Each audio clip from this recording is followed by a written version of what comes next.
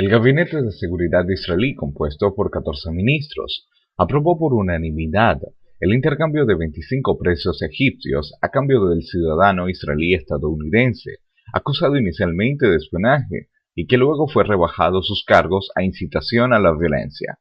Se espera que Ilan Grappel, retenido en Egipto desde el 12 de junio, sea liberado el próximo jueves. El lunes por la noche, el primer ministro israelí Benjamin Netanyahu dialogó con los padres de Grappel en los Estados Unidos y les informó personalmente del operativo. Antes de ser capturado, Grappel vivía en Queens con su familia.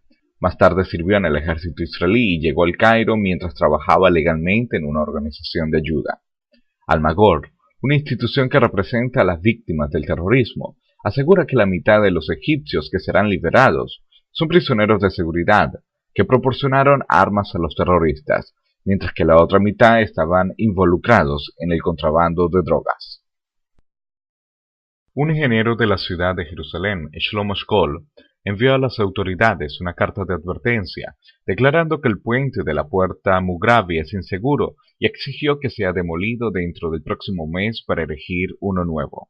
El puente, que según el ingeniero podría poner en peligro vidas humanas, es la única entrada al complejo del Monte del Templo para turistas, residentes no musulmanes y el personal de seguridad. Cabe destacar que el puente peatonal de la madera actual fue construido en el 2007, tras un deslizamiento de tierra ocurrido en el 2005. El año pasado, la Autoridad de Antigüedades comenzó a trabajar en el sitio para construir un puente más permanente. Sin embargo, la obra fue suspendida debido a la condena mundial y afirmaciones infundadas de que Israel estaba dañando los cimientos de la mezquita Al-Aqsa. El presidente palestino Mahmoud Abbas exigió a Israel la liberación de Marwan Barghouti y Ahmed Sadat a cambio de reanudar las conversaciones de paz con Israel. En una reciente entrevista con la revista Time, Abbas declaró que espera que Israel cumpla la promesa hecha por el ex primer ministro israelí Ehud Olmert, quien se comprometió a liberar a los prisioneros en caso de que se llegara a un acuerdo para que Gilad Shalit vuelva al país.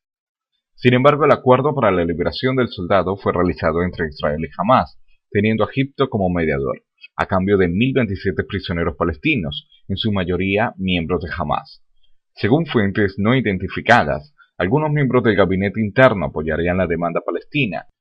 Sin embargo, los principales ministros han declarado recientemente que el gobierno no planea tener ningún gesto hacia Abbas, a la luz de su propuesta de un Estado independiente de las Naciones Unidas. Cabe destacar que en el año 2004 la Corte israelí sentenció al líder del Fatah, Barghouti, a 5 cadenas perpetuas por su participación en ataques terroristas que provocaron la muerte a decenas de israelíes.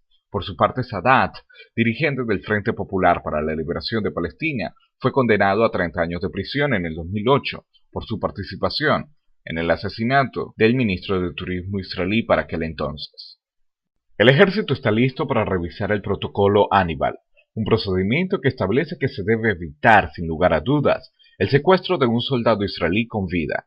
Desde el regreso del soldado israelí Gilad Shalit a cambio de la liberación de 1.027 prisioneros palestinos, Hamás declaró que seguirá secuestrando soldados hasta que todos los prisioneros palestinos encarcelados en Israel sean liberados. Por su parte, el jefe del Estado Mayor, teniente general Benny Gantz, ha dado instrucciones a los comandantes para analizar la forma de impedir los secuestros, incluso a expensas de la vida de los militares. El protocolo Hannibal, que se hizo oficial en la década de 1980, afirma que los soldados deben impedir el secuestro de un camarada vivo a toda costa, aun cuando sea necesario abrir fuego sobre el vehículo de los secuestradores. El protocolo tiene en cuenta que en estos casos el soldado cautivo puede ser asesinado y sostiene la creencia de que es preferible un soldado muerto a un soldado secuestrado, para evitar así que Israel pague un alto precio por el cautivo. La compañía de comunicaciones satelitales Spacecom ganó un contrato de 5 años por $27,6 millones para suministrar comunicaciones con su satélite Amos 5. El primer satélite de la empresa Spacecom fue el Amos 1, lanzado en 1996, actualmente compuesto por el Amos 2 y 3. Amos 5, que será lanzado en el mes de diciembre, se comercializará en todo el continente africano, con acceso a Europa y Oriente Medio. Asimismo, Amos 4 comenzaría sus operaciones en el año 2013, extendiendo la empresa hasta Asia, Rusia, Medio Oriente y Europa. Por último, el lanzamiento de Amo 6 está previsto para el transcurso del año 2014.